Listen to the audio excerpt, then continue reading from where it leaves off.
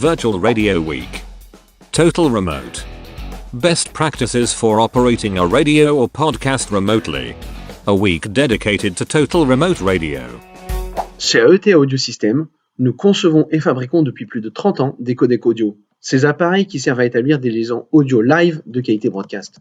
Nous fabriquons dans nos locaux, en France, un grand nombre de codecs destinés aux chaînes de radio et aux chaînes de télé avec un axe fort sur la simplicité et la fiabilité qui sont des paramètres importants pour nos clients. Notre gamme étoffée de produits nous permet de répondre à un ensemble très varié de cas d'utilisation et ainsi offrir des solutions remote à nos clients, que ce soit pour des reportages en direct, des interviews, des commentaires sportifs et j'en passe. En cette période de confinement où chacun doit rester chez soi, AETA propose des produits et des services tels que le Scoopphone 4G, qui permettra à un journaliste isolé de contribuer avec une qualité audio équivalente à celle du studio, le Scoopphone HD, qui est le téléphone portable pour les professionnels de la radio et qui allie transmission de la voix haute définition et prix ultra intéressant, le eScoopphone, nouvellement sorti, qui est une application smartphone pour les broadcasters, et enfin, le service de Remote Access qui permettra aux techniciens de prendre contrôle sur l'appareil, même si celui-ci est avec un collaborateur confiné. Alors, n'hésitez pas à venir nous visiter sur www.aeta-audio.com. Virtual Radio Week. Total Remote. Deuxième journée de cette Virtual Radio Week. Restez avec nous toute la journée car le programme est chargé.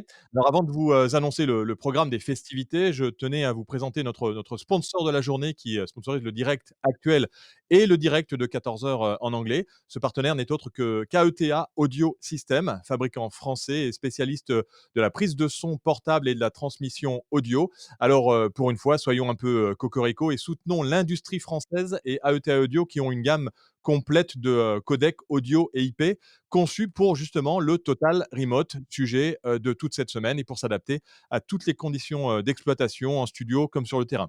Alors vous en croisez certainement sur le terrain, alors pourquoi ne pas les essayer pour de vrai? Vous retrouverez toutes les coordonnées d'AETA Audio Systems dans la partie exposant de la Virtual Radio Week, François. Bonjour Philippe. Et bonjour. Voilà, et on va dire bonjour également dans un instant à Nicolas Moulard, notre confrère qui est à Madrid et qui organise avec nous cette Virtual Radio Week. Alors Philippe, peut-être avant de passer à la journée, nos excellents invités à venir, un mot des replays peut-être, puisqu'il est possible de faire une séance de rattrapage. Alors, information de taille également, en effet, vous pouvez désormais consulter les replays de la journée d'hier en vous dirigeant sur l'agenda et en cliquant sur les boutons des vidéos qui sont toutes disponibles. Et puis, je vous dis, on a bossé tard, hein. Et oui, effectivement, avec toutes ces vidéos à revoir. Alors, comment fonctionne la journée, Philippe? Alors, je rappelle comment ces journées vont se passer. Tout d'abord, nous sommes en direct à 9h et 11h, puis 14h en anglais. Tout au long de la journée, notre chaîne sera diffusée sur connectonaire.com, la lettre.pro, nos pages Facebook et Twitter, avec Periscope, bien entendu, et une programmation sur mesure. Pour savoir où aller et où cliquer, une seule adresse, l'agenda sur Sur connectonaire.com? Non, je cherchais le nom du site, virtualradioweek.com. Voilà, Sur virtualradioweek.com. Donc, et là, vous pourrez accéder au direct, accéder au contenu enregistré et accéder aux webinars. Alors, les webinars ne seront pas diffusés sur Facebook, Twitter ou la Lettre Pro. Pour suivre les webinars en direct et interagir, nous afficherons sur notre chaîne, pendant les webinars, les liens qui vous permettront d'accéder à ces webinars qui seront sur une autre plateforme. De poser des questions et surtout de découvrir ce que vous concoctent nos partenaires. Et ce matin, ce sera self-diffusion, mais je pense qu'on va passer en revue le programme rapide de la journée. Et je pense que c'est Nicolas qui va s'y Alors, plier. on va peut-être d'abord dire bonjour Oui. à Nicolas. Alors voilà, on va lui donner. Alors attendez, tac, tac, tac. On se met en route, hein, ce matin. On est un peu une sorte de diesel, mais une fois qu'on est parti, on Ça y est est, te parti. voilà, Nicolas. Bonjour Nicolas. Bonjour à tous, bonjour. Comment vas-tu à Madrid?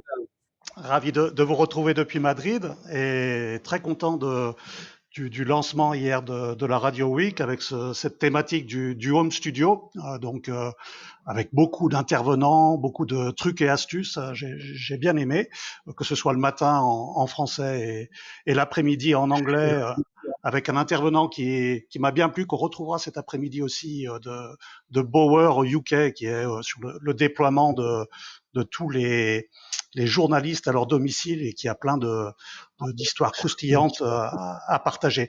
Voilà, aujourd'hui, on est sur le sujet du remote control avec beaucoup d'intervenants et une série de webinars aussi pour voir dans la pratique comment s'utilisent des solutions qu'ont développé Digigram sur le cloud. Donc ça, c'est une intervention qui se fera à 10 heures. Je vous invite vraiment à voir ce type de solution qui est assez révolutionnaire, développée depuis quelques années, mais vraiment qui prend tout son sens en ce moment.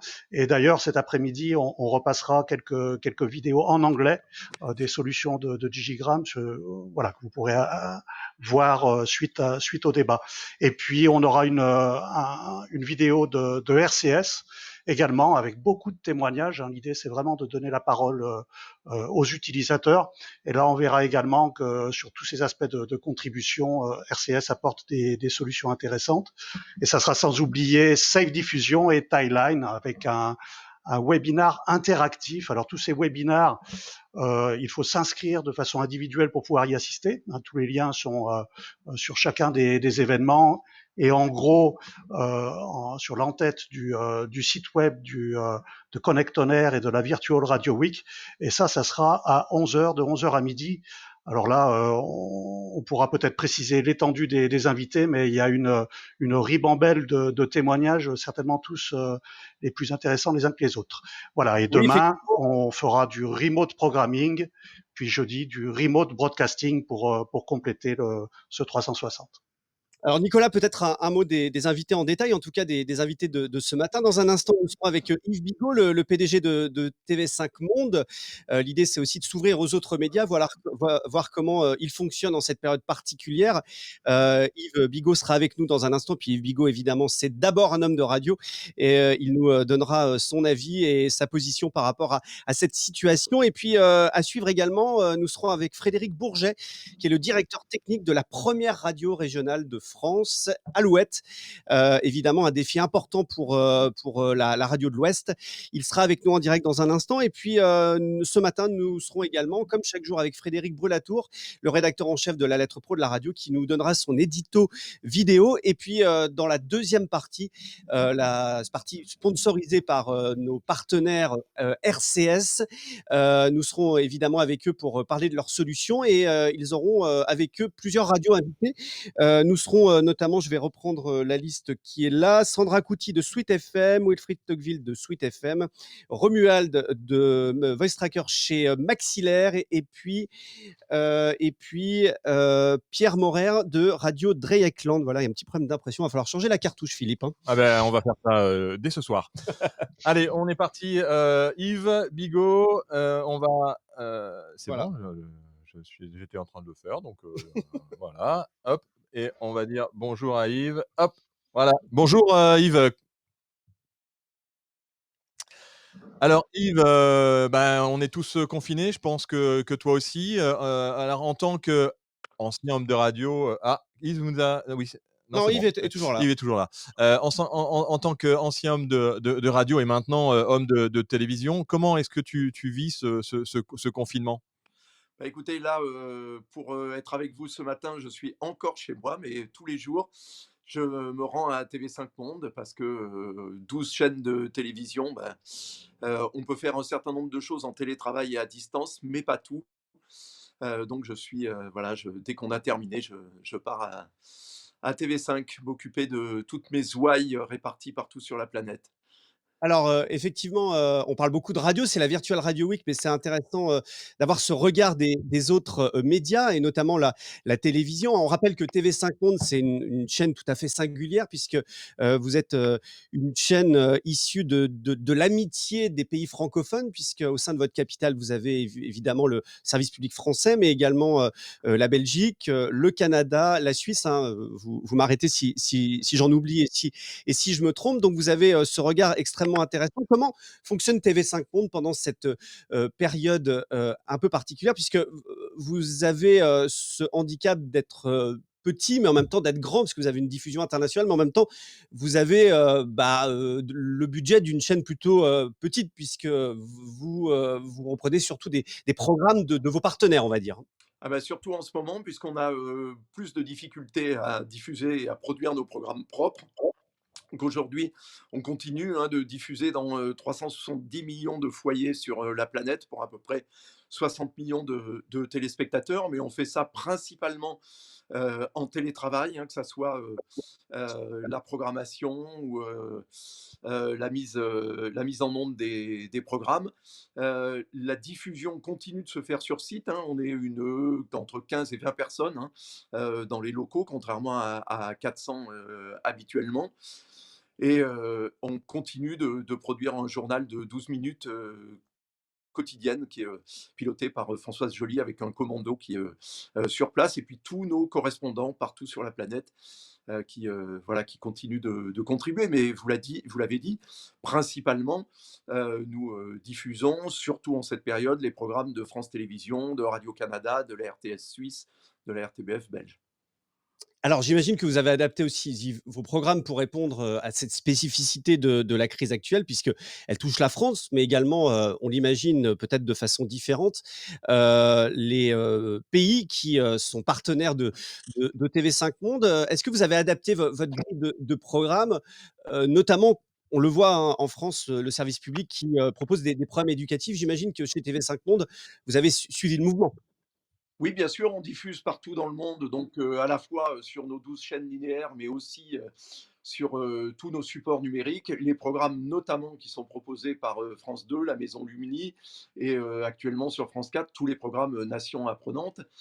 Mais on ne se contente pas de ça, on diffuse aussi évidemment toutes les émissions spéciales de France Télévisions, mais aussi celles de nos partenaires belges, suisses et canadiens, consacrées donc à la crise de la Covid-19, parce que nos amis québécois nous rappellent qu'on doit dire la Covid et pas le Covid.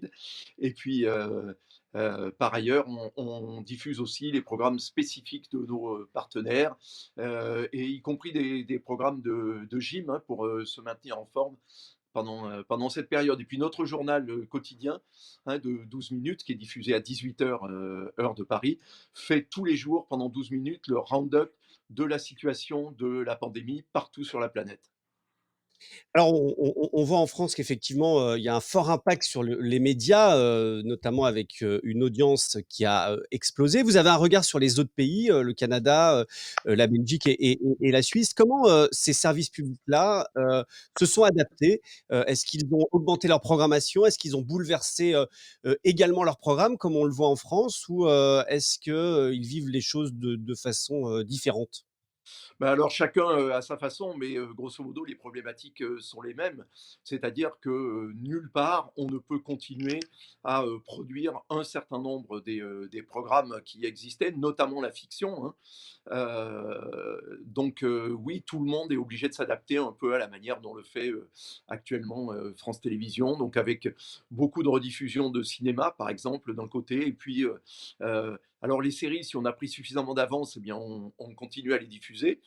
C'est le cas notamment du Canada, qui a une très très très grosse production de séries de fiction, mais d'autres, comme France Télévisions, ont dû interrompre Un si grand soleil parce que simplement les tournages sont interrompus. Donc tout le monde doit s'adapter et puis surtout créer des émissions de proximité, comme le fait France Télévisions, comme le fait aussi très bien la RTBF avec un programme qui s'appelle Avec vous, chez vous, ou la Suisse qui, avec humour, produit une émission quotidienne qui s'appelle Antivirus. On voit que le marché publicitaire est extrêmement, atteint. Vous diffusez un peu de publicité. Est-ce que c'est quelque chose qui va avoir un impact important sur, vos ressources, même si en grande partie vous êtes financé par les services publics de chaque pays?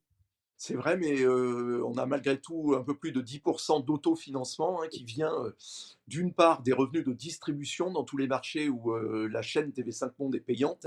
C'est le cas sur tout le continent américain, tout le continent asiatique et une partie de l'Europe. Donc nos distributeurs nous demandent un moratoire de 3 mois sur le paiement de ces revenus. Et d'autre part, évidemment, comme tout le monde, et surtout en Europe et en France, on voit une chute importante des revenus publicitaires. Pour l'instant, en Afrique, ils se maintiennent parce que l'Afrique est, et fort heureusement pour eux, beaucoup moins touchée par la pandémie pour l'instant que ne le sont les pays de l'hémisphère nord. Alors il y a d'autres virus qui, menacent, notamment nos médias. On l'a vu, qu'il y avait une recrudescence des attaques. Je peux pas m'empêcher de vous poser la question, que TV5 Monde, il y a 5 ans, a été victime d'une cyberattaque très médiatisée. Évidemment, je pense qu'on vous en parle encore, beaucoup. D'ailleurs, il faut le dire, hein, que si les conditions de cette interview se font de cette façon-là, c'est pour des raisons de cybersécurité. Puisque quand on s'est appelé hier, qu'on a calé l'interview, vous m'avez dit: «Ah bah non, de toute façon, on fait pas ça des ordinateurs de TV5 Monde puisqu'on n'a pas le droit, je suis obligé de faire ça sur un téléphone à part».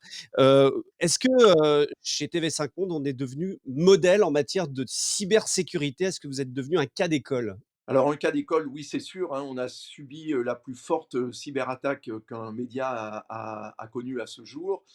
Euh, Ensuite, est-ce qu'on est, nous, parfaits? On devrait l'être, hein, j'espère qu'on l'est. En tous les cas, on y fait extrêmement attention. Et évidemment, la période est extrêmement propice aux hackers et aux cyberattaques, puisque tout le monde utilise des, voilà, des supports comme Zoom, etc., qui ne sont absolument pas sécurisés. Et c'est la raison pour laquelle je vous embête encore ce matin, là, en vous demandant de travailler depuis un téléphone qui n'est connecté, évidemment, à aucun système de TV5 Monde. Alors nous, on n'utilise pas Zoom, on utilise, Switcher, Studio. Hem, comment, concrètement, vous fonctionnez, en matière de cybersécurité? Est-ce que vous êtes mieux-disants que les autres? Alors c'est le cas puisqu'effectivement, sur l'ensemble des interviews qu'on a calées, pendant cette Virtual Radio Week, vous êtes ceux qui ont été le plus drastiques, effectivement, qui prennent le plus de précautions. Mais, ça veut dire quoi au quotidien pour les personnels de TV5 Monde? Alors, ça veut dire notamment que pour recharger votre téléphone, par exemple, il faut le faire sur le secteur et jamais sur un ordinateur, vous voyez, par exemple. Mais ça veut dire que chaque fois que nous sommes à l'extérieur des locaux, que ça soit à l'autre bout du monde ou simplement dans Paris, on doit redemander un code pour pouvoir avoir accès à nos mails, par exemple, et un code différent à chaque fois. Donc c'est extrêmement, et quand on revient de voilà, quand on revient de l'étranger, de mission, par exemple, on doit à chaque fois faire passer ou nos clés USB ou nos reportages, et cetera, par des sas de décontamination. Donc c'est extrêmement contraignant. Mais Une c'est mena le prix de la survie pour nous. Voilà, puisque vous me disiez que vous pourriez pas supporter, la chaîne pourrait pas supporter une deuxième cyberattaque. Ça a été très difficile de se remettre de la première, à la fois financièrement, hein, ça nous a coûté plus de 10 millions d'euros et ça nous en coûte 3 millions supplémentaires chaque année depuis. Mais on a passé 6 mois pendant lesquels on a pensé que l'entreprise ne s'en relèverait pas. Donc une deuxième cyberattaque, je pense, serait mortelle pour TV5 Monde. Oui. Est-ce que vous en avez déjoué là, depuis ces derniers mois, ces dernières années, de nouvelles des cyberattaques? Ben, comme tout le monde, oui, en permanence, bien sûr, bien sûr.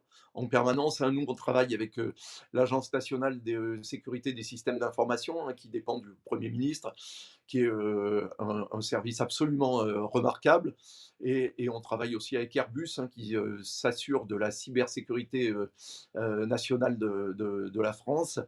Mais oui, c'est extrêmement, voilà, c'est extrêmement contraignant, mais c'est absolument essentiel. Mais oui, bien sûr, tout le monde, la terrible vérité hein, de ce monde très sympa du numérique, par ailleurs, hein, dans lequel on est, c'est que oui, tout le monde est en danger en permanence. Alors je rappelle qu'on publie d'ailleurs un article d'ailleurs sur la cybersécurité avec, notamment, certaines radios qui ont été impactées, hein. On a parlé de Champagne FM, une radio en Bretagne. Il y a eu le groupe M6 aussi qui a été victime, et vous pouvez le lire dans notre magazine La Lettre Pro de la radio. J'en profite pour, faire la pub. Il est disponible sur, notre site web. Vous allez lancer, TV5 Monde, votre offre, votre plateforme numérique, à la rentrée, je crois pour, septembre, qui va, finalement être un cluster, de l'ensemble de l'offre de programmes, venant des chaînes partenaires. D'abord, est-ce que vous pouvez nous en parler? Est-ce que, en raison de la crise actuelle, est-ce que c'est quelque chose qui va être retardé? Alors pour l'instant, nous arrivons à tenir les délais, hein, et le lancement est toujours prévu pour le 9 septembre, prochain. Donc cette offre qui s'appellera TV5 Monde Plus, ça sera la plateforme, francophone gratuite, donc de la VOD qui peut accueillir de la publicité, mais qui est, gratuite et qui sera, planétaire, avec, les programmes venant à la fois les programmes propres de TV5 Monde, hein, multilatéraux et francophones, toutes les séries et le cinéma africain que nous coproduisons, et puis les offres provenant de nos partenaires, France Télévisions, Radio-Canada, Télé-Québec, la RTS suisse, la RTBF belge, et pourquoi pas tous nos partenaires. C'est en discussion actuellement avec l'Organisation internationale de la francophonie, les programmes provenant de nos partenaires francophones d'Afrique, puisque TV5 Monde, au-delà des 5 États qui sont nos bailleurs de fonds, représentons les 88 États membres de l'Organisation internationale de la francophonie, dont on est l'opérateur audiovisuel. Voilà, et ce sera gratuit. Yves Bigot, un mot peut-être de la réforme de l'audiovisuel. On a beaucoup parlé de France Média Monde, Radio France, France Télé. Est-ce que TV5 Monde aura sa place dans peut-être un futur holding? Alors, vous avez une organisation qui est très différente des autres audiovisuels publics français. Est-ce que TV5 Monde va d'une façon ou d'une autre être intégré, ou vous allez garder cette indépendance liée à votre actionnariat qui n'est pas que français? Alors les deux, puisque notre actionnaire principal malgré tout, hein, c'est France Télévisions qui détient 49% de nos titres. Donc nous serons une filiale de second rang de la future holding France Média, si elle voit bien toujours le jour. Ce qui veut dire à la fois que nous sommes partenaires de l'ensemble des autres composantes de l'audiovisuel public français. Ils sont d'ailleurs pour la plupart à notre conseil d'administration, hein, et à notre capital, France Télévisions, mais aussi France Média Monde, Arte et l'INA, mais que nous conserverons notre gouvernance propre, qui, vous l'avez rappelé, n'est pas que française, voilà, et notre mode de financement très spécifique également, qui ne dépendra donc pas de la holding France Média. Voilà, vous êtes un peu proche en termes d'organisation de Arte au final, qui est là franco-allemand, et C'est au ça, final, voilà, vous c'est êtes. ça, sauf que nous on est 5 alors qu'eux ne sont, si j'ose dire, que 2, mais 2 gros. Yves Bigot, vous êtes d'abord un enfant de la radio, vous êtes patron d'une chaîne de télé, mais vous êtes un enfant de la radio, hein. On connaissait les enfants de la télé, mais vous êtes vraiment un enfant de la radio. Vous avez tout fait à la radio quasiment. Vous avez été patron des programmes de RTL. Enfin, voilà, vous êtes passé un peu partout. C'est assez impressionnant. Quel regard vous avez sur vos anciens confrères, consoeurs, sur cette adaptation depuis le 16 mars, où on voit que la façon de faire la radio, c'est peut-être le média qui a le plus dû se réinventer aussi rapidement depuis le début de la crise. Quel regard vous portez sur cette adaptabilité du média radio depuis le début des mesures de confinement? Ah bah, d'abord la radio c'est génial, hein, j'y ai toujours évidemment beaucoup d'amis dans toutes les entreprises dans lesquelles j'ai travaillé, hein, que ça soit à Europe 1, à France Inter, à RTL. Euh, c'est la radio, elle a comme avantage d'être très mobile et d'être très adaptable, justement, et donc beaucoup plus facilement que la télé, elle peut répondre aux difficultés techniques de cette crise. D'ailleurs, ben, encore hier soir, hein, j'étais en contact avec mon ami, mon frère, Georges Lang, qui fait son émission, donc tous les nocturnes depuis chez lui, au Luxembourg, à Mondorf-les-Bains, hein, depuis sa grande maison. Mais je dirais à la radio, on a l'habitude, hein, encore quand j'étais à RTL il y a quelques années, on avait l'habitude, que ça soit avec Philippe Bouvard, avec Julien Courbet, avec Laurent Gérard, de faire de la radio comme ça à distance, puisque très souvent Philippe faisait son émission depuis chez lui à Cannes, ou Laurent ou Julien depuis très souvent leur chambre d'hôtel, hein, quand ils étaient en tournée l'un et l'autre. Donc c'est un média qui est extrêmement adaptable à la situation actuelle. Alors déjà pour ses antennes, mais alors évidemment encore plus pour ce qui est une des nouveautés, parce que la radio est depuis quelques années en changement complet, hein. D'abord parce que vous produisez de l'image, hein, ce qui est nouveau pour la radio, et puis les podcasts. Et alors ça, les podcasts, on peut les faire d'absolument où on veut. C'est ça qui est magique, hein. C'est un média merveilleux, la radio, parce que c'est justement extrêmement réactif, souple, adaptable et mobile. Ça vous manque? Vous aimeriez, retourner? Est-ce que, Yves Bigot, vous allez, retourner en radio un jour ou l'autre alors? Écoutez, c'est très possible, hein, puisque j'ai passé mon temps un peu à aller voilà, de la radio à la presse écrite, à la télévision, etc. Pour moi, c'est un seul et même métier, hein, c'est communiquer avec des téléspectateurs, des auditeurs, des lecteurs, et leur donner à la fois une information qui soit fiable et vérifiée d'un côté, et puis le goût de la culture de l'autre. Si je vous disais, aujourd'hui, je vous laisse la radio, que vous voulez, sur le paysage français, vous choisisseriez laquelle? C'est Ah bah, compliqué comme aujourd'hui, celle qui a le plus besoin de moi, c'est Europe 1, hein. ah, vous seriez prêt à prendre la direction d'Europe 1 si on vous le proposait? Ah ouais, il faudrait un certain nombre de conditions parce que tous ceux qui m'ont précédé ont mal fini et sans avoir eu le temps de faire leur boulot. Donc, quand même, il faudrait y mettre des conditions, hein.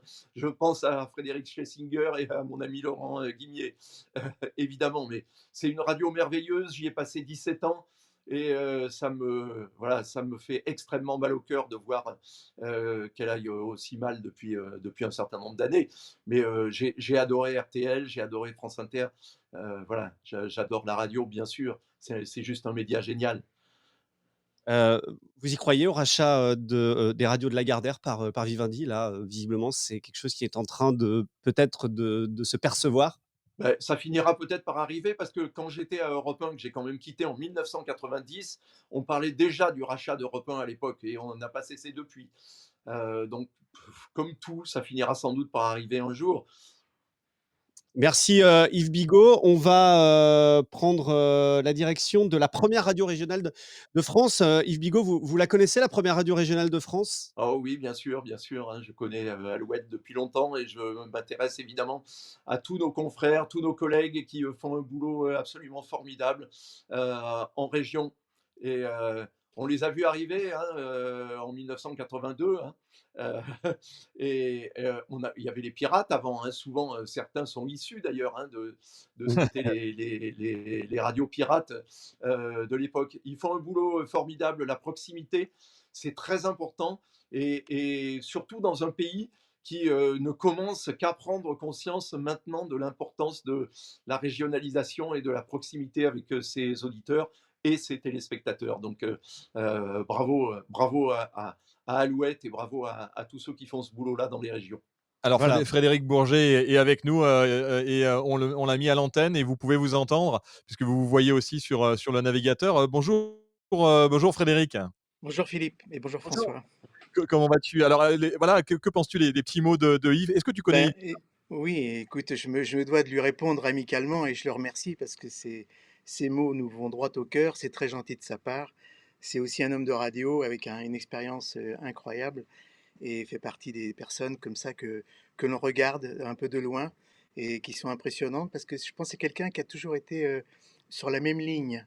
Yves est quelqu'un qui a, je pense, ses idées et il est toujours sur le même chemin et ça, c'est très honorable. Alors encore merci Yves de tes gentils mots pour Alouette, bien sûr, et puis pour nos radios régionales, comme tu le disais à Voilà. l'instant. Quand une Merci beaucoup première Frédéric. chaîne internationale, rencontre la première radio régionale de France, C'est c'est ça la Virtual Radio c'est Week, ça, hein. c'est virtuel. Merci Yves Bigot en tout cas de nous avoir consacré. Bon courage évidemment pendant cette période un peu particulière et évidemment à toutes les équipes de TV5 Monde et à bientôt dans nos événements et peut-être en radio. Volontiers, merci beaucoup à vous et Merci bonne Yves. matinée. On Bonne journée. on relâche tes bras. Salut Yves, merci.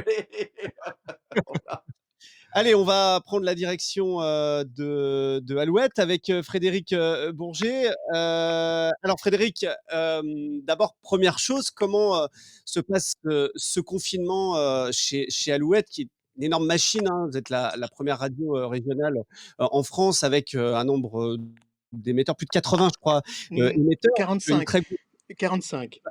45 Je te émetteurs. remercie François, mais c'est Bientôt, l'avenir. bientôt. Alors, comment se passe ce confinement? Comment fonctionne actuellement Alouette là, depuis le 16-17 mars? Bah, écoute, elle fonctionne comme la plupart de nos amis, bien sûr. Euh, on a anticipé assez vite l'arrivée du Covid. Euh, je ne sais pas pourquoi, mais c'est quelque chose qu'on voyait arriver. Et on s'est dit, il faut vraiment que là, qu'on prenne les devants. En se projetant, on a élaboré 3 plans. un premier plan, on va dire, assez léger, un deuxième plan un peu plus costaud et un troisième plan, pour tout vous dire, où on aurait un cas dans les locaux. Voilà. Donc on a vraiment mis sur table un petit cahier des charges avec ces trois plans. Bon, on est au deuxième, on espère que le troisième ne va jamais arriver. Euh, une radio amie l'a connu, mais voilà. Donc il faut être bien sûr très prudent, respecter les consignes de sécurité, voilà, de distanciation, etc. Donc, on a aujourd'hui pratiquement l'ensemble de nos animateurs sont équipés en autonomie chez eux. On a un rythme de roulement très léger à Alouette sur la quarantaine de salariés de l'entreprise. On va dire au quotidien, c'est 5, 6 personnes qui viennent à la radio et tout le reste se passe en grande partie à distance. Et donc, c'est cet équilibre qu'on essaie de maintenir entre la continuité de notre programme, qui fait notre richesse, bien sûr, avec cette distanciation qui doit quelque part être transparente pour l'auditeur, et, mais qui induit cette proximité encore plus forte et le côté indispensable, pour être un petit peu humble, on va dire un petit peu modeste, mais de notre média radio par rapport à l'image. Nous, on a comment dire, cette proximité qui est le monde de la radio et qui fait que le message, euh, comment dire, qui passe à travers le poste, voilà, cette espèce de livre dont les gens mettent un visage sans le connaître, une voix sans la connaître, ce mystère un peu de la radio qu'on véhicule à travers nos auditeurs fait que voilà, ce mystère existe et on se sent encore plus proche de nos auditeurs et ils nous le rendent bien parce que on sent qu'ils ont besoin de se raccrocher à quelque chose qui leur est familier et ça c'est la force de la radio. À quoi ressemblent les programmes d'Alouette depuis? Est-ce que vous avez modifié votre grille de programme pendant cette période? Alors, on voit que la façon de la fabriquer a changé, mais est-ce que pour l'auditeur, effectivement, des choses ont changé par rapport à la période habituelle? Oui, forcément, forcément, puisque nous on pense que je dirais la radio elle se fait dans l'aquarium, je dirais c'est un travail d'équipe au quotidien où tout le monde se côtoie et c'est ce qui fait la richesse d'une équipe et le dynamisme qui transparaît à l'antenne. Alors effectivement, il a fallu s'adapter et bon, il y a une partie peut-être de l'information qui est différente aujourd'hui de ce qu'elle n'était hier, mais beaucoup plus concentrée sur l'information régionale et départementale. Et puis est venu se greffer encore plus, c'était déjà le cas avant, mais toute la partie digitale cross-média qui est très importante et on voit bien l'importance de cette, quand je dis partie digitale, bien sûr, c'est tous les réseaux sociaux et on parlait des podcasts, Yves Bigot en parlait tout à l'heure, voilà, toute cette partie numérique, digitale qui vient encore plus compléter le programme radio, encore plus aujourd'hui qu'hier, ça c'est clair. Voilà, Victoire de Villiers, votre responsable numérique, était Oui, d'ailleurs notre invité il y a quelques jours dans la lettre pro à la maison. On va parler un peu technique. Tu me disais à l'instant que tu avais équipé évidemment les animateurs. Tu utilises quoi comme matériel? Alors, on a le droit de donner des marques, surtout. bien C'est sûr. toujours intéressant de voir. Alors, je crois que votre logiciel d'automation, c'est Zenon. Oui, Et est-ce que tu peux nous expliquer l'architecture technique de cette période de confinement, puisque c'est l'objet de cette Virtual Radio Week? bien sûr. Alors nous, on travaille depuis 14 ans avec Xenon Media. Et donc c'est un produit qu'on connaît bien, voilà, vraiment très très bien. Et on a des experts au sein de la radio qui maîtrisent parfaitement l'outil. Donc en fait, quelque part aussi, c'est un prolongement naturel puisque on réalisait déjà des émissions déportées, des one-shots, en utilisant toutes les fonctionnalités du produit Xenon. Et donc pour nous, ça n'a pas été, je dirais, un changement, ça a été simplement le fait de déporter un peu plus des équipements chez nos animateurs.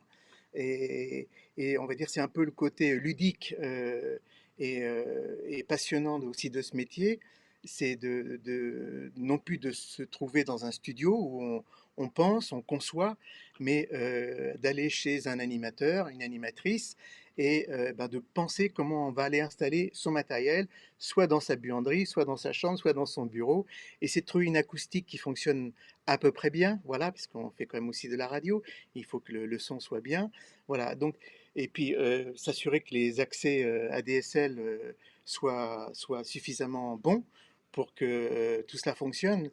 Ce qu'on fait aujourd'hui, ça aurait été très difficile de le faire au même niveau il y a une dizaine d'années. Je pense que tout le monde en est conscient, et encore moins avant. On profite, je pense aujourd'hui, de toute cette technologie à plein, à fond. Comme le disait Arnaud Valin également hier, on avait des technologies un peu en demeure et qui aujourd'hui sont en train d'émerger encore plus euh, parce que, euh, parce que la situation fait qu'on a besoin d'attaquer tous ces vecteurs de communication. Alors, on utilise Xenon, bien sûr, principalement. Donc, on a des micros RE27 ou SM7, tout dépend un peu des animateurs.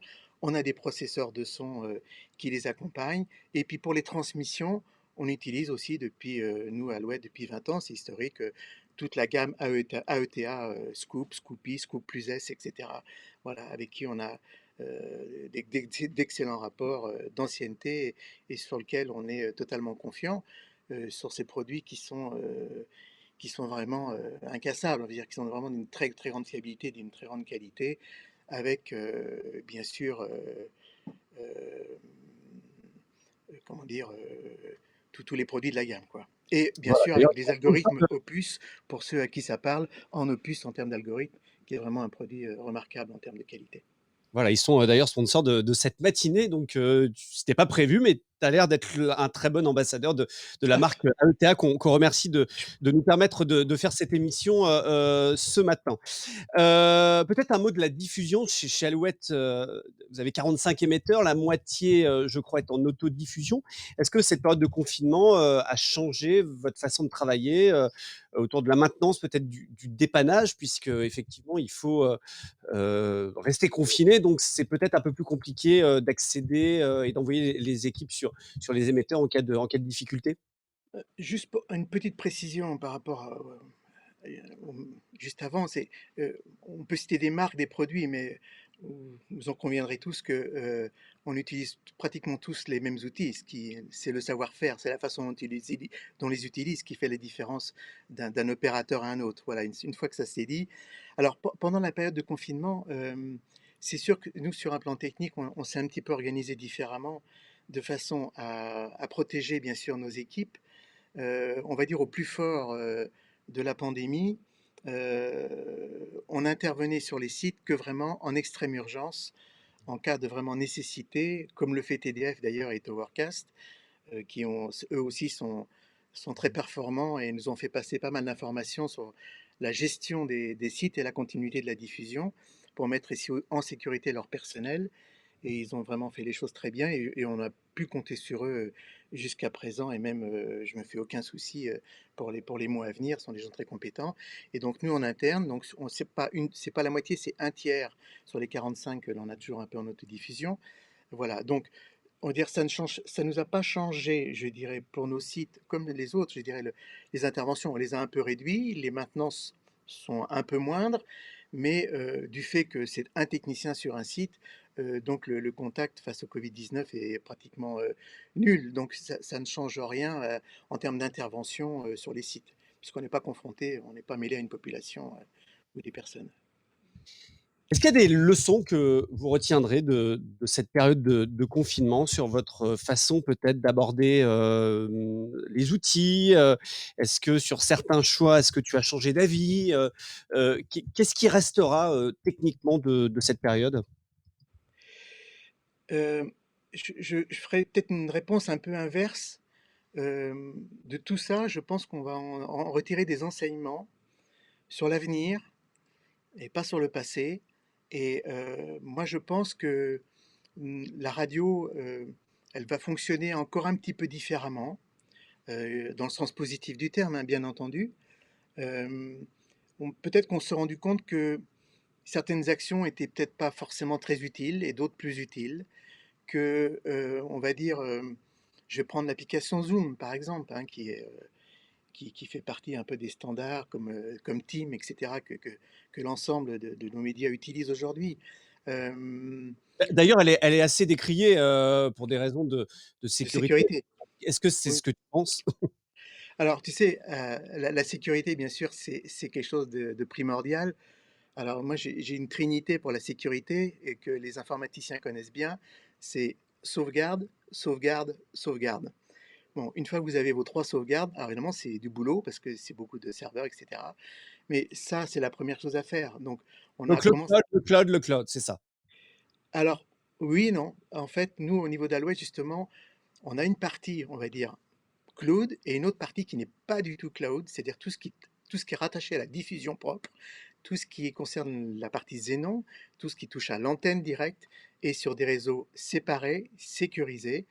Et on ouvre, on va dire, sur la partie publique, tout ce qui est bureautique, rédactionnel, etc. Bon, donc on essaye de limiter effectivement la casse. Bien sûr, on est équipé sur un plan informatique pour gérer notre sécurité, mais il y a un moment où, si vous voulez, la sécurité, elle a un prix, et ce prix peut très vite devenir exorbitant. Donc, on adapte notre sécurité à nos coûts de fonctionnement, à ce que l'on peut faire, hein. La sécurité absolue, pour ma part, elle n'existe pas, hein. Je pense. Est-ce que vous avez déjà été, victime d'attaques, ou, en tout cas de tentatives qui ont été Oui, déjouées chez Alouette? oui, oui, oui, bien sûr, bien sûr. Parce que Récemment? Récemment? non, récemment, non. Récemment, on peut pas le dire, non. Non, non. Mais bien sûr, ça, on le voit. On le voit quand on voit des adresses un peu spéciales ou des emails un peu spéciales, mais nos outils de sécurité fonctionnent, nous alertent. On fait le retour, bien sûr, d'informations auprès des agences de sécurité, voilà, mais très honnêtement, non. Au jour d'aujourd'hui, non. Mais c'est une tension permanente. Pour nous, c'est une tension permanente, hein. Les failles de sécurité, c'est basique, voilà. Alors on essaye, à travers déjà les sauvegardes, de se dire, bon, si de toute façon on perdait quelque chose, ça mettra du temps, mais on récupère tout. Voilà. Et déjà, de faire ça, je pense, c'est dans le PRA, dans le PCC, dans tout ce que vous voulez, je veux dire, c'est le b.a.-ba pour moi. Donc vous avez pas on a vu tout à l'heure, TV5 Monde et Yves Bigot qui, prenaient, Oui. énormément de précautions, est-ce que des fois on tombe pas un peu dans l'excès ou, des fois peut-être dans l'excès inverse où, finalement, on laisse, la porte ouverte à tous les vents? Non, oui. Alors, bien sûr, Yves, j'ai entendu tout à l'heure les mesures de sécurité, L'histoire même avec. l'histoire est pas la même, on va dire, voilà. Oui, oui, bien sûr, on ne peut pas comparer, c'est tout à fait incomparable. Enfin, on ne peut pas comparer nos deux entreprises, on n'est pas au même niveau, et on n'est pas sur deux médias, voilà.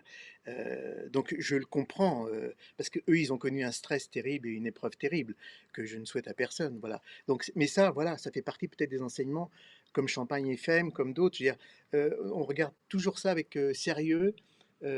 Moi, je suis pas pour le malheur de mes petits copains, voilà. Et il faut toujours en tirer des leçons pour les uns, pour les autres. Ça peut arriver à tout le monde, comme beaucoup de choses, et il faut être très humble devant tout ça.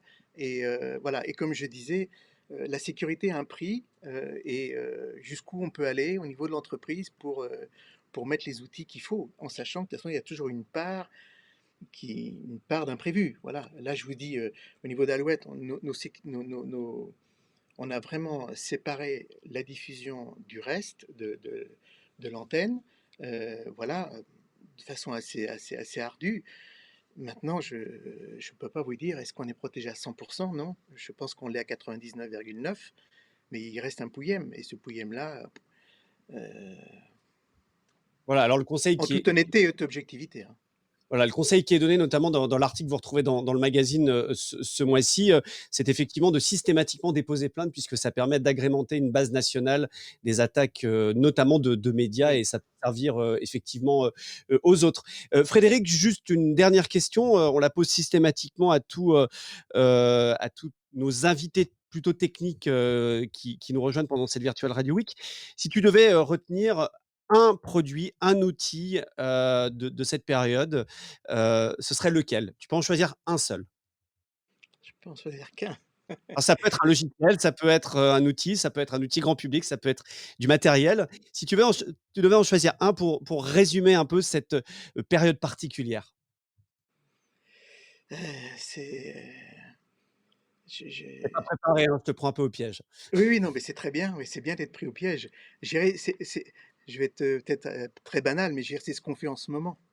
Voilà, c'est formidable parce que, alors, c'est pas un outil, un Alors on outil, utilise Twitter Studio, voilà, hein, c'est le fait que cette situation nous amène à nous connaître, à nous découvrir tous, à faire partager nos expériences, et à nous retrouver. dans un moment qu'on n'aurait pas imaginé l'année dernière, dans cette communauté, cette fraternité de gens de radio qui sont passionnés. Voilà, et alors quelque chose, malheur est bon, mais voilà, la radio est vivante, et voilà, l'outil que je retiens, c'est cette conversation qu'on a ensemble et que vous avez, comment dire, initié avec l'ensemble des opérateurs de France et de l'étranger. C'est une belle démarche, et bah, je voudrais dire bravo à vous en tous les cas, c'est très sympa. Merci en tout cas Frédéric Bourget pour ce témoignage important de la première radio régionale de France, Alouette. Merci d'avoir été avec nous. Le déconfinement est envisagé chez Alouette. Vous êtes dans une région moins touchée, hein, qui est soit en vert, soit en orange. L'Ouest a été moins touché que l'Est. Est-ce que on va revenir dans les studios rapidement? Non, je pense que la prudence est mère de toutes les sagesses, et on va, je pense, rester un peu dans ce mode de fonctionnement pendant quelques semaines encore, le temps de voir un peu comment les choses se passent. C'est pas parce qu'on est dans une région verte, il y a des cas, bien sûr, ils sont beaucoup moins nombreux, mais euh, le travail qui a été fait de prudence jusqu'à présent, il s'arrête pas le 12 mai, hein. Voilà. Merci Frédéric, bon Merci courage à Frédéric. toutes Merci les à vous. d'Alouette. Et puis, Philippe, on va passer à la suite de cette Virtual Radio Week dans un instant avec l'édito vidéo de Brûlatour. Exactement, on va vous passer le petit édito vidéo de Brûlatour, et puis on va aussi vous rappeler il va y avoir dans quelques minutes, dans 5 minutes, vous pouvez aller vous connecter sur sur le site Virtualradioweek.com. virtualradioweek.com, et vous allez arriver sur le webinar de Digigram qui est sur Digigram facilite la contribution. C'est dans 5 minutes, vous pouvez encore vous enregistrer pour y assister. Donc allez-y. Sur Connect On Air, juste après ça, vous n'aurez rien. Il y aura simplement le lien vers lequel vous pouvez vous connecter pour vous diriger vers le webinar. Et on se retrouve après en direct. Ensuite, à 10h30, il y a un nouveau webinaire par RCS, mais cette fois qui est sur Connect On Air. Il n'y a pas d'inscription pour ce webinaire-là. Et vous le verrez directement aussi en replay immédiatement sur le site. Et puis, on se retrouve à 11h Voilà, je voulais dire avec sa diffusion pour un autre webinaire, c'est celui-là interactif. Voilà, et à 14h évidemment en anglais. Je voulais simplement dire que le webinaire dans un instant de Digigram est très intéressant puisqu'il présente vraiment des produits très variés autour effectivement du remote, et notamment, vous le verrez avec Xavier Alanic, les produits Digigram devaient équiper les Jeux Olympiques de Tokyo, mais c'est partie remise pour 2021. En tout cas, NBC et également Eurosport. Donc voilà. Très intéressant, n'hésitez pas à aller regarder ce webinaire de Digigram. Beaucoup de choses ont été reportées. Merci, à tout à l'heure. Merci. Et on vous laisse avec Monsieur Brûlatour. Virtual Radio Week. Total Remote. Best practices for operating a radio or podcast remotely.